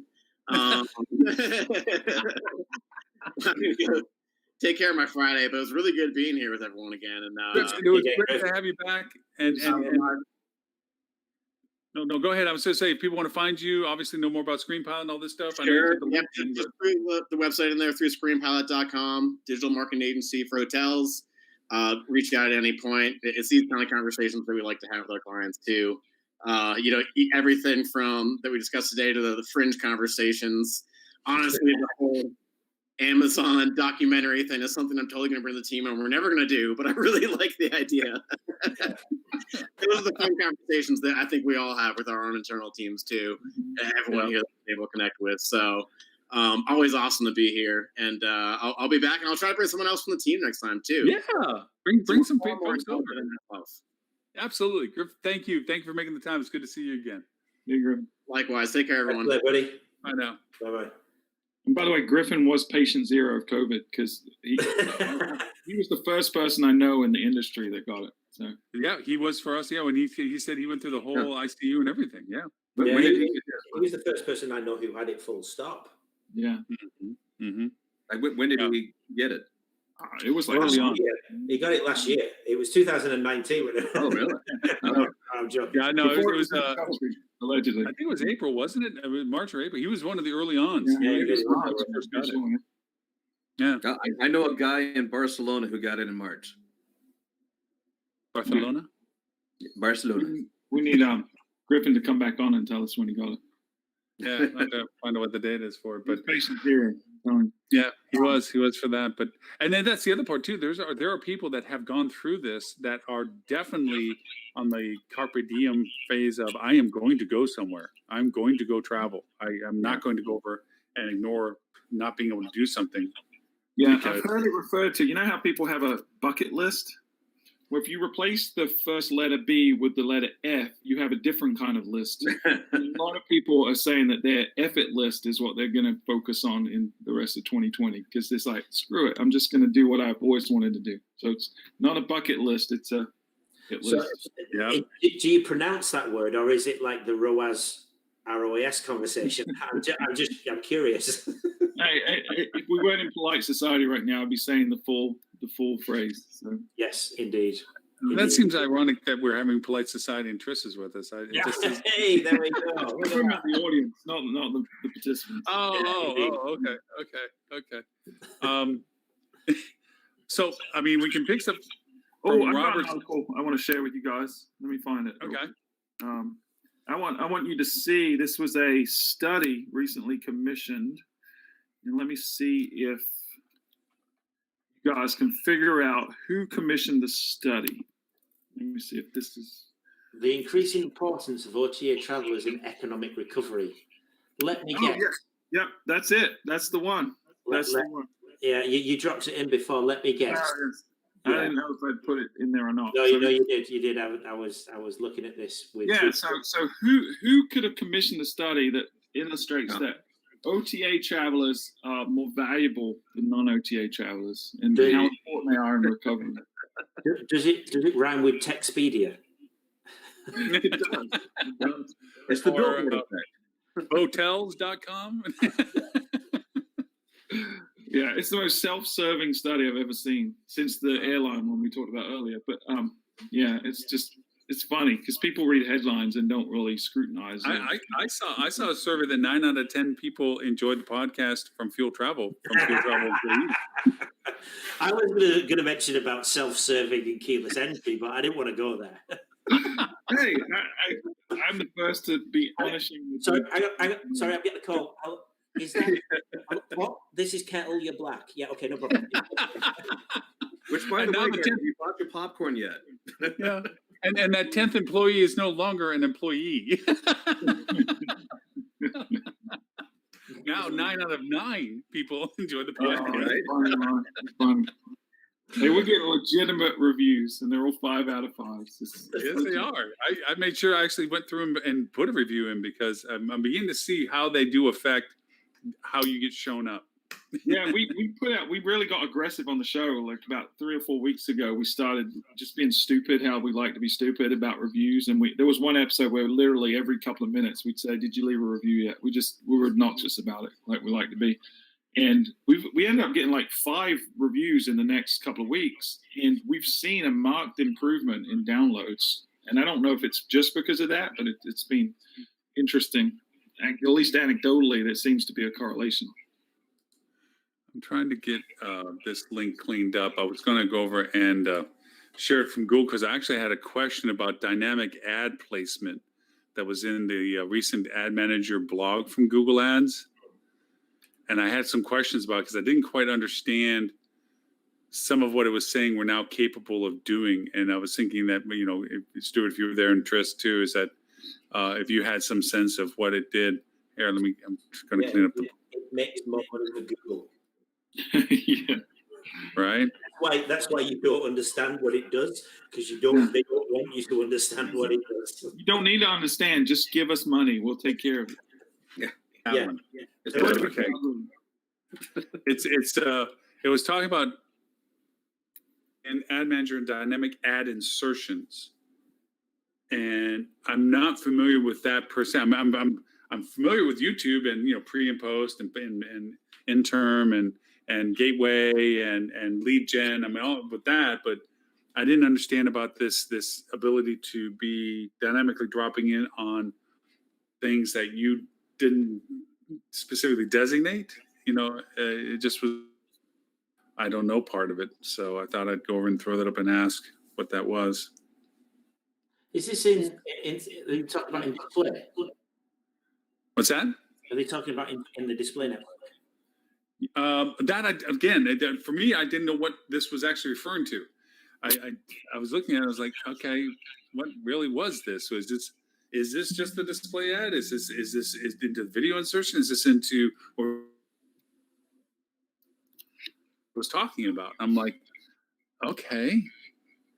Yeah, I need to read through it. It really. Yeah, I'd be happy to bring it up later. It was one of those ones that's like, okay, this is interestingly different that I'm not too familiar with. Because this looks different from what I thought you were talking about with dynamic search ads. Because because they've got a DSA in place that's designed more for large SKUs. Lots of e-commerce products. The idea being that you couldn't build an entire ad campaign out for every single product you've got. So you'd build it for your core products. Then you kind of build the dynamic aspect that plugs the gaps. And we've seen it. We've tried it. We've used it with a couple of different things. And it's been all right. It's not, certainly nothing to shout about or write home about. I think if you've got a big enough digital marketing campaign that would require that, then you're probably better off putting the time and effort in and building your campaign out yourself. Then you can kind of control it. I think the idea is it's meant to be more, if you've got an internal digital marketing team and it might be like one guy or girl that's running it, then that's where these type of products really help out. Okay. But this is something very different from what I thought it would be. It just popped up this week, and I was like, I was going to ask about it because it was just something that didn't strike me as being familiar and or the same as what I understood it to be. So, sorry, it was just one of those little questions that popped up for me that I didn't quite understand going through. So I'll probably bug you guys more about it later, and also as I read more or they share more, I guess, as to about it. But anywho, well, that's the key. If you can dynamically insert relevant and even better personalized information into ads at the right time, that is absolutely fundamental. In fact, that's one of the products that we're very, very close to putting out to launch is a dynamic insertion ad, dynamically inserting live prices into adverts. To get that in front of the relevant person at an earlier point in the booking cycle. So that'll be with us very, very shortly. But more to follow on that when we're ready. Well, I'm first in line to go over and cash in my ticket on that one. Yeah, absolutely, no bother at all. I can't believe you're shamelessly plugging a product on the show, man. Yeah, I know. It's the Brits. It's the problem, isn't it? Yeah. You know what? I blame Lily. Honestly, I do. There were no shameless plugs on the show until Lily joined, and then Lily has told us that she is so busy up and through the election. I guess she's helping. No, she said it had nothing to relate it to, but she's just so busy right now. She's not going to be able to join us. She asked if Amy could join us on a regular basis. I'm like, sure, Amy can pop in if she likes. So we might see Amy come in from Get-Go a little more often. So you broke then on what Lily was so busy with. Was she busy manipulating Facebook likes to swing political influence? Is that what you were saying? I think so. I think she's gone to the dark side and she's doing the subversive stuff. Yeah. Oh, hey guys, here's a question I've got for you. I don't know how much Facebook advertising you do, and Stuart, maybe you might have a lot on your team, but we've been seeing huge evidence of Facebook arbitrarily banning accounts and individuals left, right, and centre. It's like the lunatics have taken over the asylum in that spot. I don't know if you guys are seeing the same. Yeah, we haven't on our accounts, but I've heard the same from my sister company, and it just seems like they're being very heavy-handed trying to prevent the types of stuff Lauren's talking about, and they're just overreaching with that. I don't even think heavy-handed comes into it. We had I've seen evidence of one ad that was for insurance in Canada, and it got banned for political reasons, political motivations. I'm like, yeah, but you got to think there's one or two things that's happening, right? It's probably algorithmic. It is, so definitely. There's a glitch in the matrix. Or if you look at the folks that are manually doing approvals and disapprovals, I mean, they literally have a second to look at something and make a decision. It's ridiculous. So the human error component is massive. It's huge, because the issue you've got as well is that the rules and the guidance by both Google and Facebook are so subjective. It's like you're not allowed to advertise this, and what this is very, very loose, because we get this quite a lot. You can put one ad out, especially on Facebook. You'll put an ad out and they'll say no, denied, breach of policy. You'll then go back and appeal it, and you'll say it doesn't because of this, and this, and oh yeah, no problem. Then you'll go and create the same ad again, maybe do it in a different geographical location, and they'll get through. You'll do it again in a third geographical location, they'll get denied again. It's just crazy. It's all over the place. Yeah. My own personal account got locked. I got my own personal, and I mean, I've had a Facebook ad account for years, absolute years. I've been doing this for as long as I can remember, and they've blocked me for no reason whatsoever. There was just they could not give me a reason at all. Absolutely nothing. I'm like, okay, appeal. Well, Lauren may have reported some of them. May have dropped some photos on your page that you weren't aware of. Therein lies the problem with any type of censorship, and that is who makes the choices, who makes the decisions, and how are they made. And it doesn't matter what level. I mean, there are things that should obviously be censored. Totally get that. But somebody still has to make those decisions and put rules to that. I can remember back I was a big anti-censorship guy back in college, actually, in some political science class. And I was doing this piece about Walmart censoring the music that was going to be sold in their store. And one of the albums that they chose to censor was Frank Zappa's Jazz from Hell. And they said that they were going to not sell it due to explicit lyrics. Well, what you need to understand is that album is entirely instrumental. And by the way, it's horrible. I then was on a mission to go out and find it and buy it just because I had to see what was this all about. And it's horrible. But Walmart was censoring it just because nope, that can't sell on our shelves. So who makes those choices? I'm still fighting with Facebook right now. I think I mentioned a few weeks back that our business manager account got hacked. Jacked our It got account. hacked, guys. It got hacked. Oh, did it? Okay. That's what he said when he. Oh, that's what it come out. Hacked. Yeah, Yes, you said our business manager account went. it got hacked. It got hacked, and Oh, no. then they went over and started blowing up ads on our client accounts, spending their credit card because they kicked us out of the financial control and admin access.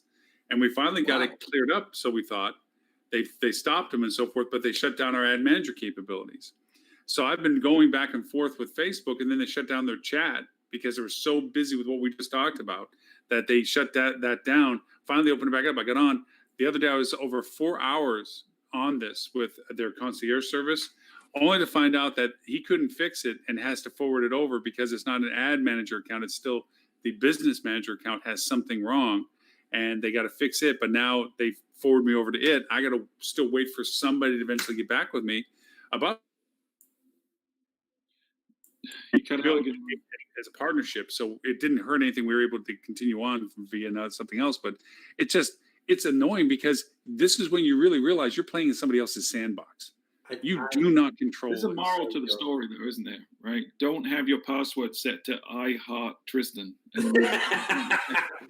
That's Actually, the one that tripped us up was I Heart Stewart. I got to tell you, it wasn't the Tristan one. So I always think about this as well, that the decision makers behind Facebook, I've just got this mental image, is every decision just goes to Zuckerberg. And he's just sat there like, that's why he's so overwhelmed. No, yes, no, yeah, it's just one guy in charge of this whole Facebook. Well, a lot of these departments are closed off to other departments. Facebook, Well, they're very deliberate. If you really dig into the whole team that deals with this, because you would think it's simple, right? It's black and white, but it really gets nuanced in terms of what you can show, what is news versus what is not. There was a massive debate a couple of years ago about breastfeeding images on Facebook.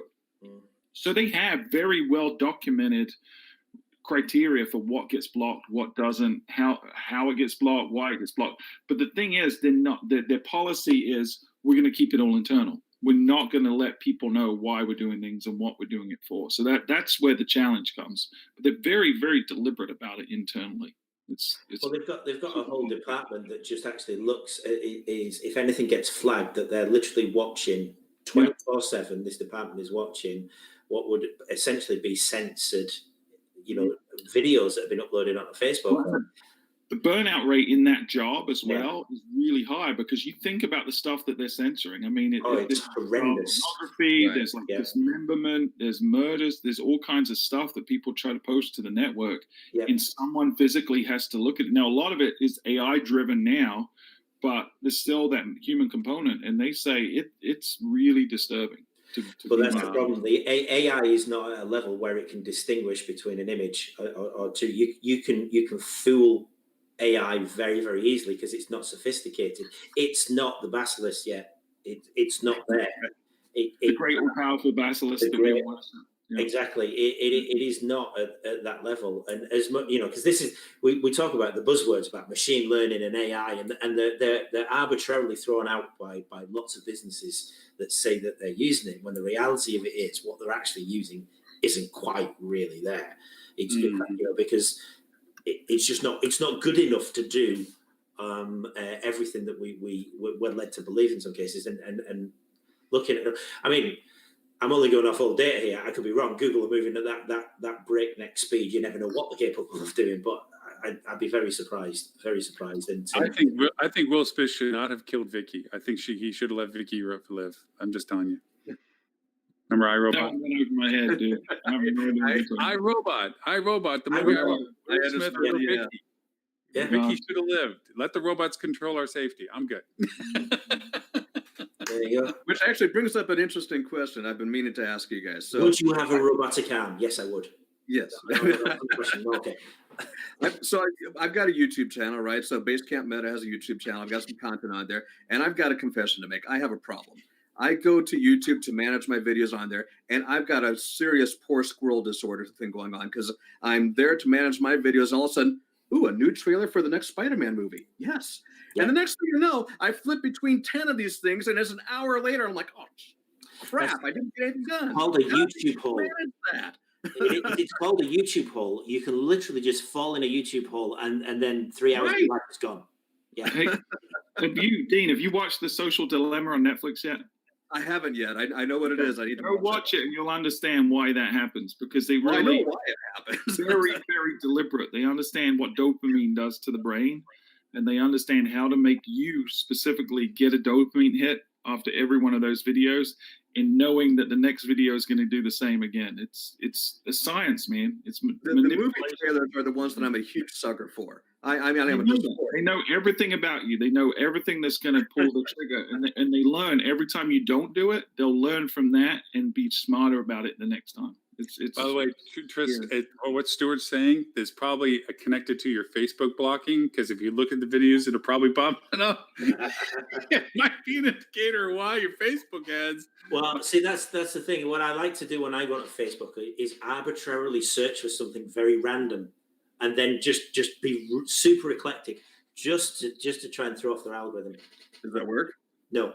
Is that what you told the police when they came around and asked you why you were searching for that? Yes, Your Honor. I was just typing in random stuff, Your Honor. Yeah, absolutely. No. I try to avoid. I mean, it kind of goes back to the beginning conversation we had at the beginning of the show about the CTV and so forth and so on.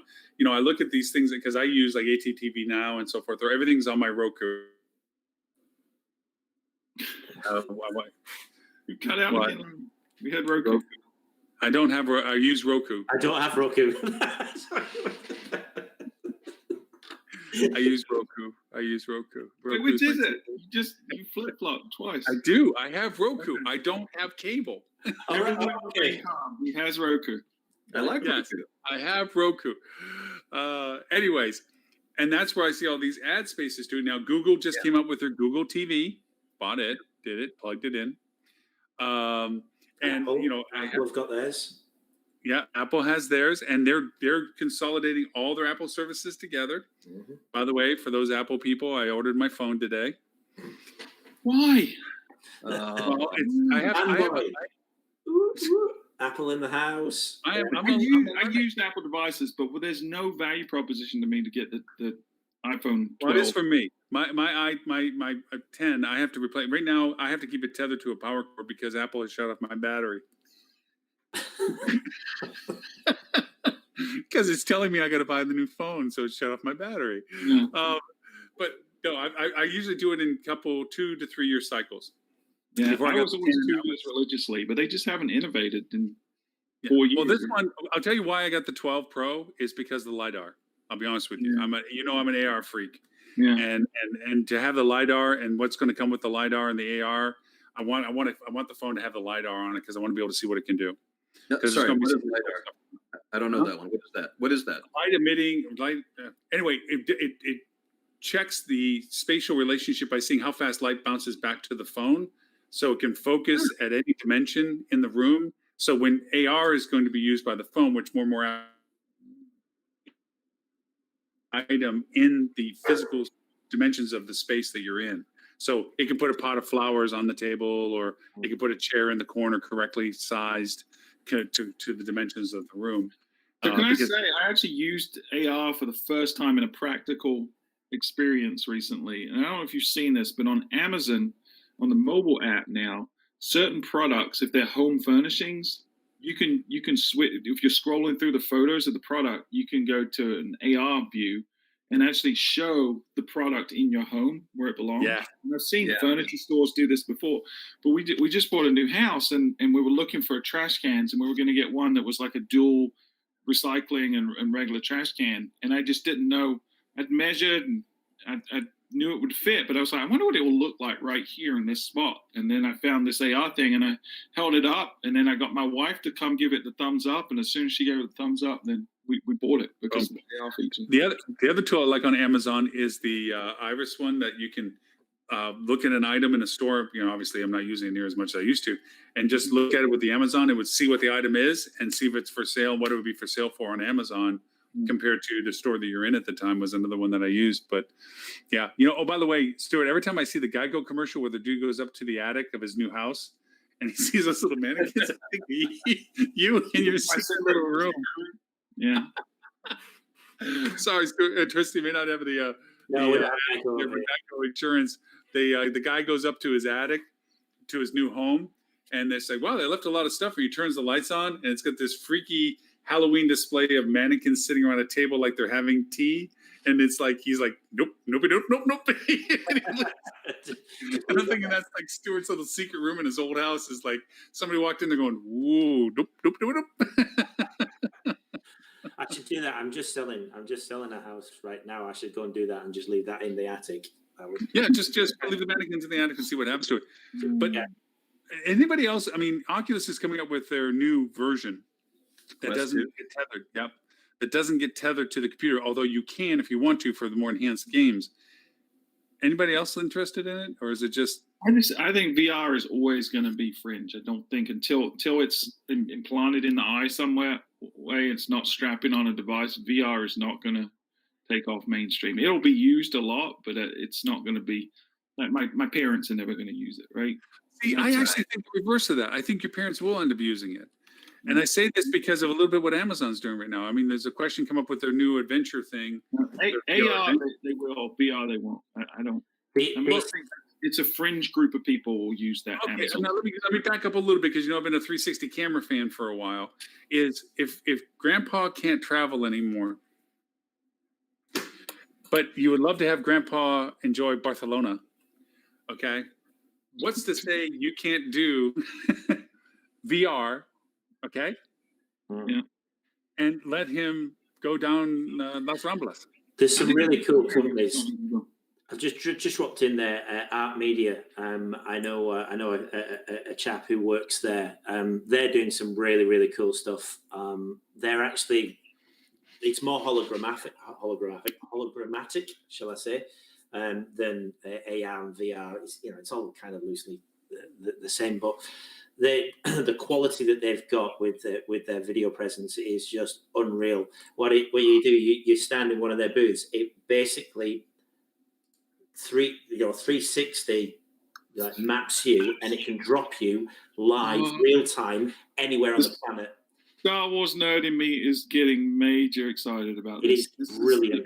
This is exactly what they do in Star Wars. Yeah, so exactly that bit where it pops up and you do the live thing. This is all live. It is amazing. They've done it before, where it's like up on stage, where they'll have somebody walk out on stage and they'll talk to you, and that person is 3,000 miles away in a different country. Really cool. Right. Oh, well, you saw it on the Drew Barrymore show, where they did the whole projection onto the same screen so you could see both people as if they're in the same room. There is new technologies like that I think are going to be interesting as to what they get used for. So this is, I mean, this sort of stuff here, that if they'd had that, if people had been more switched on, this is the sort of stuff that you could have, that would help with COVID, or like being able to beam into different places. And yeah, I'm gonna go get my Sith robe and go start talking to my apprentice. What Lauren was talking about earlier about touring Barcelona, there's actually on the Oculus Quest, there is an app. You remember that there's that movie Free Solo, that guy that does the mountain climbing thing? Yeah. A short version of that you can do on the Quest, and they used a combination of drones and everything to get all the footage. And I kid you not, you feel like you are climbing up that mountain. I mean, the visuals, I mean, it is intense. It's frightening. That's how VR is amazing.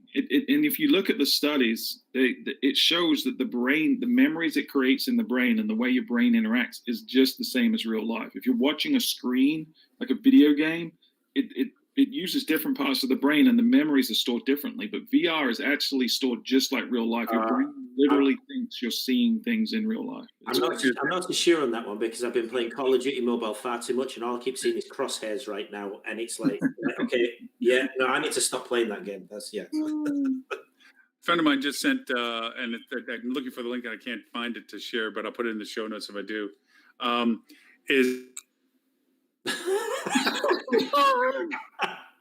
What? Got out again. Right in the is. What I did is. It's a haptic chair. It's a chair that has the haptic sensors in it so that you feel the vibrations and the movement. Plus, it's a 360 swivel that the Oculus plugs into. And so you have the foot pedal control so you can actually, quote, walk or control, spin around like you're in the car and so forth, and it will move. And so it's it's a more engaging. It's Ready Player One. It's very much like Ready Player One, but not with the super technology right there. Yeah, but the idea of it is, and I go back to this to where you said, no, I don't think my parents would do it. I think the more sedentary people will eventually become, and the more they want to experience other things, people, I quoted on something that Max Starkroft dropped in on LinkedIn from Hospitality Net about, is Amazon trying to get back into the travel space with this new virtual adventures thing that they're doing? And I commented about the fact that I think what they're doing is that they have this medium of opportunity with Prime and everything else, that this might be something for maybe fringe at this point, but eventually grandpa can't get around anymore, but we can bring him on the family vacation, or we can bring him to a place in the world that he wants to go back to, or better yet, with the cameras that are available, recording things that he can go back and relive again in first person context. Especially with a haptic suit, because there's certain dates that grandpa would like to go back and revisit. Yeah. Okay, now we know why Facebook was cut off for you. Now we know. Hey, if you get haptic, that's going to be the biggest market boom. Oh, that's going to come. You just know it is. I am going to. You know what industry is going to bring it to you first, right? I'm going to say, I tell you what, if there's a company that does that, I am investing heavy money into it. It's going to make a lot of money, no matter what. The pay-per-views that you're investing in don't count towards that, Tristan. Thanks, Steve. Is that the one you referred to me? No, I don't. But yeah, something else that I've seen uses of this on, tour guides are now doing this thing where you can buy a tour, a guided tour, and basically what you're doing is you're reserving time with this tour guide. You're sitting in your home, putting on your VR headset. They're going and walking around, pick your favorite tourist attraction, whatever, and they've got a 360 camera on there. But then they're talking to you as they're doing it, and so you get your guided tour without ever having to leave your house. Which, if Stuart remembers, it's fine for some people, man, but it will never be mainstream. Never be mainstream. No, but from a perspective of, for those who can't, yeah, I can't climb a mountain. Okay, I get it. I can't go down that special ladder that gets me to this one. To this one what? What? This one what? Cut out. Yeah. But it's also the physically disabled having, like I say, I have a daughter with physical disabilities, so she'll never be able to do a great deal of the things that people take naturally for granted. So I can see the benefits of this for her would just be huge. It opens up a whole new world that would have been completely unavailable to her. She can't ride a bike. She'd never be able to ride a bike. She would never, ever be able to climb a mountain like rock climbing. She just, it's not. Well, I say that, and people are amazing. Where there's a will, there's always a way. Right. You'll always, with a lot of help and ingenuity, yes, we can probably do it. But this brings something to life. I can see the benefits of it from that point of view. I think it would be. And also, too, the people experience vacations or destinations differently because of their physical capabilities. Honestly, I'm not going to be able to do a lot of the things that somebody younger and in better physical condition can do, yet I can maybe virtually experience them vicariously, by doing that. And Stuart, that years ago, I was touting about, we're going to stick a 360 camera in a conference and people are going to watch sporting events and everything else. That's actually been accelerated with COVID. That's a part of the variations now that people are saying, like, stick a 360 camera in and Yes. We just stuck the 360 camera in. We didn't say in what. At a conference. With a camera, 360 degrees. Camera. What the fuck is going on with my audio today? I don't think it's the audio. I think it's the video as well. Everything is freezing. It just freezes. I think it's life, I think. Yeah, it's a whole life, I think. I'm sorry. I look normal for what I'm doing, but apparently, it's relative. Yeah. It's mildly amusing, actually, so it's all right. Well, I should also put in context, normal for me, what's normal? Yeah. There is no normal. No, not really for it. But but I think that there is maybe not a big segment, but I think a growing segment that this will eventually cater to. especially Right. as the technology gets better. I agree. Okay, yeah, you sold me. There's a market for it, but don't jump into this before you do your fundamentals. Right? Do all the things you got to do first. This Don't be isn't. This going is investing in a VR strategy right now. It's not where Oh, you need to hey, focus. what toy I'm playing with. It's called My Virtual Tours.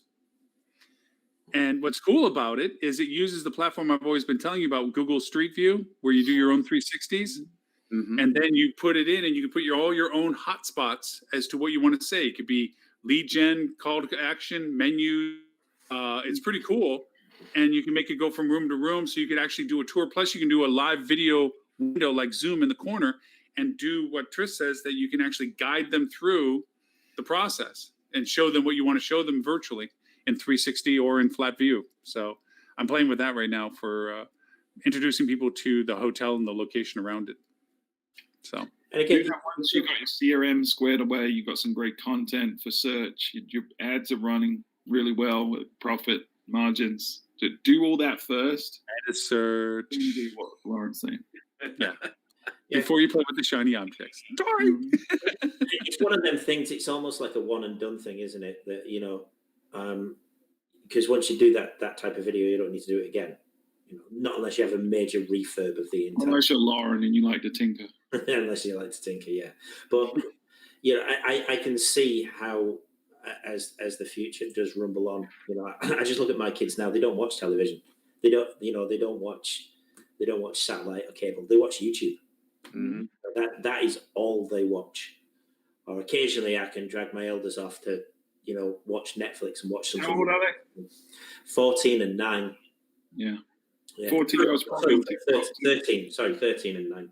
So TikTok's the other one that might. Oh my goodness! Try to get my 13-year-old daughter to have a conversation. You sit there, and all I can do it's just arms moving. Yeah. We've got all of that. I'm like, put your arms still. Worst thing is tomorrow. I coach her soccer team, so I will have 30 of them tomorrow as I'm trying to give instructions about what the next drill is going to be. All doing variations of the same TikTok at different points in the group.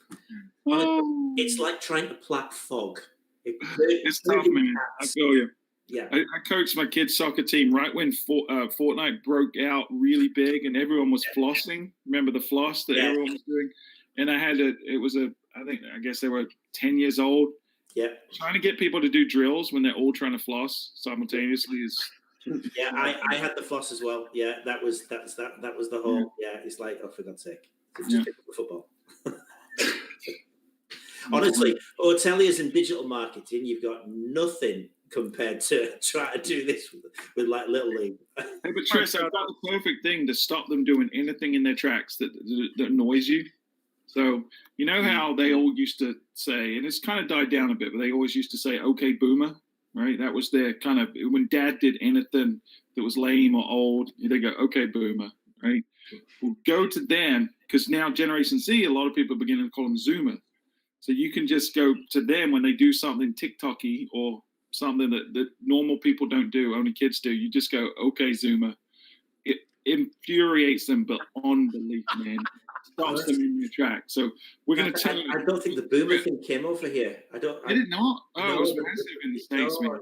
It didn't. That's really annoying because then I'll just look like the geriatric 43-year-old. It's like, what's he talking about? Yeah, it's even better, right? Because now you're doing it ironically. So you're Nobody else is doing it, so Yeah. I find the coaching method I developed was just to yell at them and make them run to the wall, which is like half a mile away and back. By that point, they've gone away from me. Yeah. I do want to point out something that we definitely highlight the fact that hospitality has suffered. In some ways we think the worst out of all what's happened with COVID because of the numbers of people employed by hospitality and the loss and the hotels closing and so forth. But I'd like to bring out something that friends of mine in the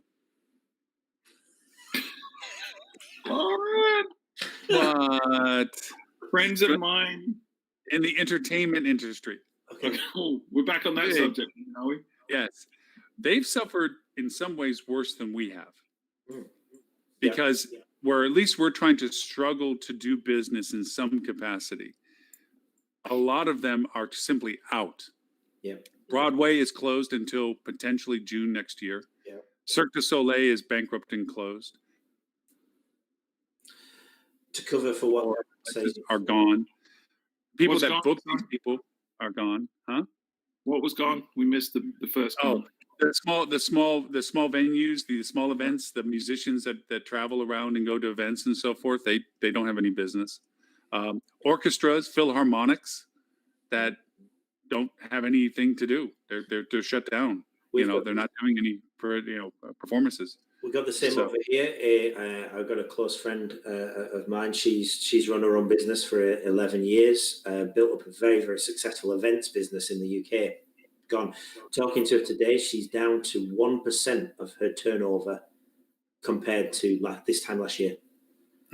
And she's moving into her off season now. She's missed her entire season, the summertime, because obviously in the UK, whether it's very much outdoors, team building, and she does a lot of mindfulness and well-being things for team culture. All of that, just totally gone. It's devastated. We're working with her to try and see how we can help her, move it potentially from what it once was and bring it more virtual. But again, it's the point that you're making, Stuart. How do you do a team building activity virtually when normally you'd be on a lake and kayaking or canoeing or building a raft or whatever it would be? It's just not quite the same. Yes, there's plenty of things you can still do that are team building exercises. They're just not the same as they once were. And it's trying to get people to invest in that, especially now when everybody's kind of working from home. You've got all of the mental health, wellness issues that potentially come with that.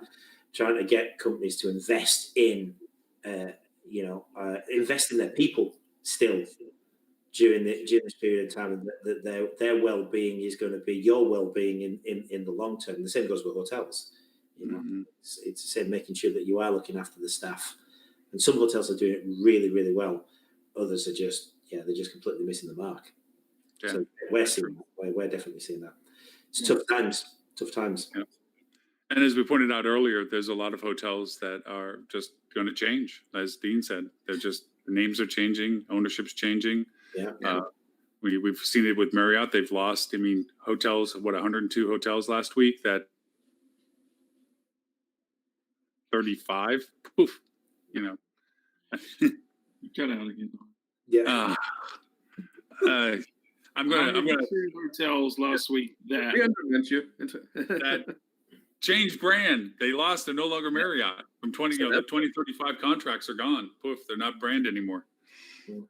They're just building. Yeah. Well, with that, since I keep cutting out, we're close to the 2-hour mark. Did you try to turn it off and on again? Because that usually fixes it. Yeah, well, we're about to the point now where it's like, yeah, okay, all right. Sorry for the cutting in and out. We could play a game. We could just make up what you said in between. I'll just gap it. Yeah, the transcripts are going to be interesting. That's for sure.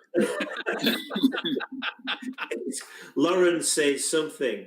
The other three laugh. It happened again. But with that said, I guess, Mr. Stewart, yes, your podcast, your new podcast is rolling out today. People want to hear your phenomenal, award-winning podcast. Where is it that they can go?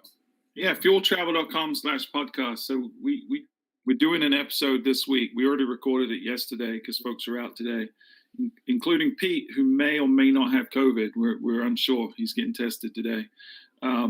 But we're doing it on Cyber Monday. So if you're planning for Cyber Monday campaigns this year, then it's a good episode, just a refresher for the things you need to make sure you include when you're doing your Cyber Monday deals this year. And then don't forget too that we're going to be exhibiting at High Tech. We're going to be showing off our super mobile friendly booking engine, which is kicks the ass of all the other guys. I can say that now, Tris, because yours was pretty good until it got bought, and now it's meh. But our booking engine will increase your conversion rate. Our mobile app for contactless check-in, which isn't a brand new app. It's been around for about 4 years, so we've got a lot of data that shows you how to use it properly. And the massively awesome CRM, which is AI-powered and super cool. We'll be showing all those at High Tech. And if you want a free ticket to High Tech this year, go to fueltravel.com/hightech. If you're a hotelier, you can get into High Tech for free. No cost to you. You don't even have to come to my booth. I don't care. But next time I see you in real life, buy me a beer and we'll call it quits. Fueltravel.com/hightech or fueltravel.com/podcast. Perfect. Tris, 3 and 6 as you take over the world from the small island in the Atlantic. Yes, indeed, absolutely. Yeah, no, if you want to get in contact with me, it's tris.hayward@3and6.agency. That's all words, no numbers at all. Or you can hit me up on LinkedIn, Tristan.Hayward. Hayward is HEAWRD. We do all things digital marketing for hotels. Wait, you're slow. Say Ben has a slogan. Say that again, sorry, Lauren, you broke. Ben has a slogan for you guys: digital marketing without the. Digital without dishonesty. That is our slogan. Yes, quite enjoying that one at the moment. I'm beginning to think you and Ben are Superman and Clark Kent. Just or Michael Jackson and Janet. Yeah. I mean, if that was the case, he's definitely Janet. That's There's nothing more dribbling malfunction though. Well, you never know with him. You never know. For God's sake, don't let him stand up on. That's all I'm going to say. Okay. Wait, you're the one that got blocked from Facebook, to be fair. Yeah. It was for those images. Mr. Dean, I am back on Facebook, by the way. I am back. I wrote a strongly worded letter to Mark Zuckerberg, and he's it's Tris, didn't realise. Yeah, sorry, man. I like that. Dean, other than being Dean from Boy Scout troop number, hold on, 122. 122. Where's my popcorn? See the link in the show notes. Popcorn. Other than that, what is your alter egos? What are the companies that you are alter ego controlling? Yeah, so for my day job, I do all things meta search, actually. So we've got Basecamp Meta, Finding Your Way. That's all about the educational process. So digital agencies that have been tasked with doing meta search and they're not quite sure what they're doing with that, go to basecampmeta.com. We can help you bring yourself up to speed. And then metasearchmarketing.com, where we're working with those little guys that are trying to figure out, hey, how can I do meta? Yes, we can get you connected. Yes, we can run a campaign in there. We've got some very plug and play ways of doing that. Even if you're not going to believe this, even if you don't have your own website, I can get you into Google Meta. How about that? And by the way, if you don't have your own website, we should have you over here talking to Stuart or Tris and those guys and getting one. But that's another story. So any PMS system, we've got ways of working around it and getting you live on Google Meta. And as we were talking earlier, it's really cheap right now. So great time to do it. He's like the Wizard of Oz for Meta. There's no place like home. There's no place like home. There's no place like home. No evil wicked witch. This episode, there we go. Our previous 270 episodes of the Hospitality Marketing Live Show, you can go to hospitalitydigitalmarketing.com/live. Look for show number 271 for those show notes. And of course, the podcast at hospitalitydigitalmarketing.com/live. And as a precursor announcement, if you are interested in joining the Hospitality Marketing Club that's rolling out, you can go to that website as well and get signed up preliminary for our launch coming up soon. Well, I want to be part of that club. You're already part of it. You're already, yeah. I already told you. Yeah. Indeed. But how would we get in touch with you personally, Lauren? How can I possibly do that? Oh, well, don't go on Instagram or TikTok, because if you look for Lauren Gray, there is a much more attractive female singer that has millions of followers. That's not me. Is that why you haven't been contacting me back? I've been getting in touch with her. Yeah, I get hate mail from her loyal following that I should be surrendering both of my Twitter handle at Lauren Gray and anything else related to the name Lauren Gray should be hers because she has millions of followers. I think she's up to 40 million at this point. Some staggering, stupid amount. I was born before, or I registered my Twitter handle before she was born. I did actually. I registered Twitter before she was born. I've got T-shirts older than you, love. T-shirts. Oh, that's one item on my clothing that's probably older. Yes. Yeah. But anyways, yes. But you can find me on LinkedIn, obviously, as well as Lauren Gray. Anything. I actually was early adopter for most stuff. Go figure. So my name's floating around as Lauren Gray. So, anyways, Gentlemen, thank you very much. Griffin, thank you for joining us. If you listen back to the notes later to this point.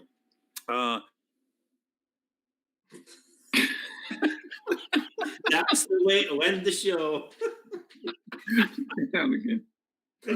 All right, dudes. Talk to you all later. Tris, I catch up with you. Yes. Yeah. All right. Bye, Bye, guys. everybody. Bye, everyone. We'll see you next week.